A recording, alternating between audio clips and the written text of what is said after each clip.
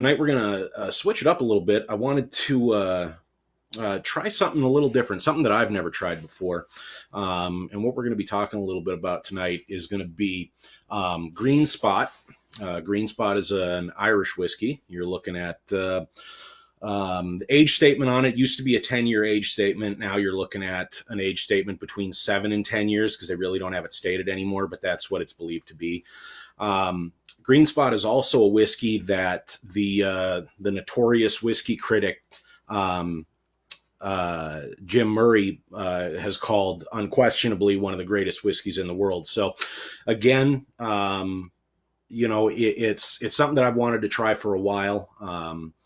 Being primarily, I would call myself primarily a bourbon guy.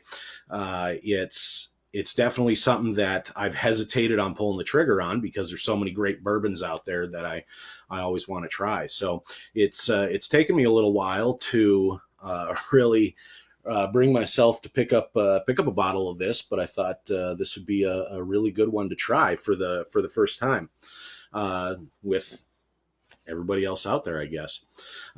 If you're wondering where to get things like Green Spot, or Irish whiskey, like Green Spot, I should say, you can pick it up pretty much at any decent sized liquor store. Up until about 2014, it was a very limited run for Green Spot. You didn't see it much outside of Ireland.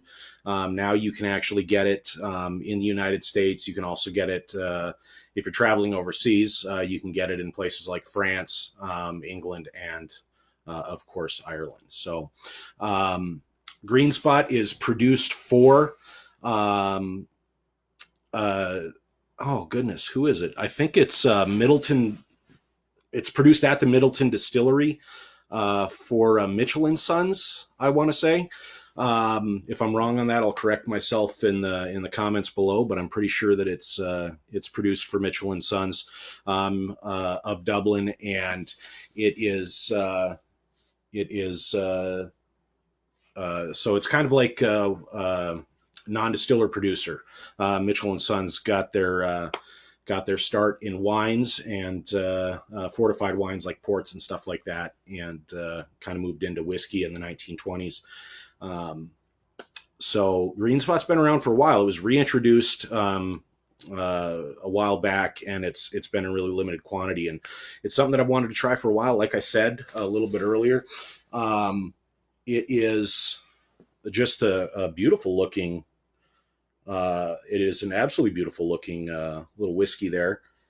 Wow. It has very pleasant aroma on the nose. You're looking, I would say you're looking at heavy apples. Almost smells like Granny Smith apples.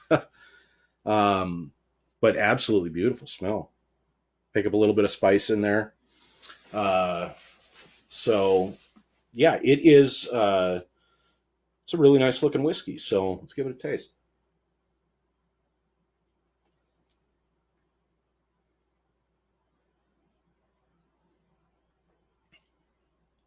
Wow, you can really taste. You can really taste the apple in there. That is absolutely for certain. Apple, a little bit of maybe cloves. I think that's the spice that you're picking up on there. Um, so at right around, I want to say this is right around $67. I picked this up locally at Mr. Liquor, which is just down the road from where I live, and I think the retail price on it, $67.99, is typically where it's at. I think if you do a web search on it, you can find it for $62 to $72, depending on where you're getting it. So it's definitely a little bit on the pricier side, especially for an Irish whiskey. For those of you used to picking up Irish whiskeys like Jameson or some of their cask mates or even Black Barrel, those whiskeys are going to retail from around anywhere from $23, $24 all the way up to Black Barrel, I think, with Jameson goes for just under $40 is what you can pick that up for. So it's definitely on the higher end. It's going to be right up there with, price wise. It's going to be right up there with a Redbreast, with some of the other higher end Irish whiskeys like that. So it's not on the cheap side. Now, where we can say that's pretty much an average price for a good or a decent 10 to 12 year bottle of Scotch.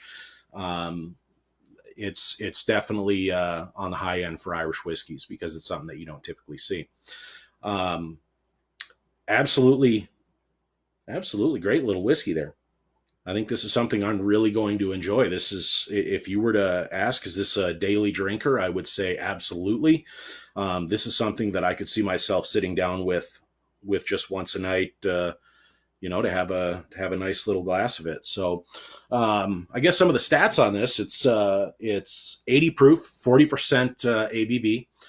So it's on the lower end of the proof compared to some of the bourbons that I like to drink, some of the bourbons that I enjoy sampling nowadays, where I tend to be more in the 95 proof and above for bourbons, or 45 to 55% range for scotches. This is definitely a nice pour. So, yeah, I'd highly recommend picking this up. I know you can get it locally. I've seen it in multiple stores, both in Timmins and Smith's, at Mr. Liquor, at a couple others as well. So if you want to stop in and get it, it's available. I'm not seeing it limited anywhere.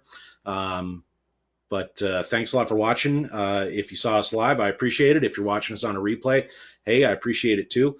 Feel free to like the video, like the page if you get around to it. That'd be nice. And we'll see you again later. Thanks a lot.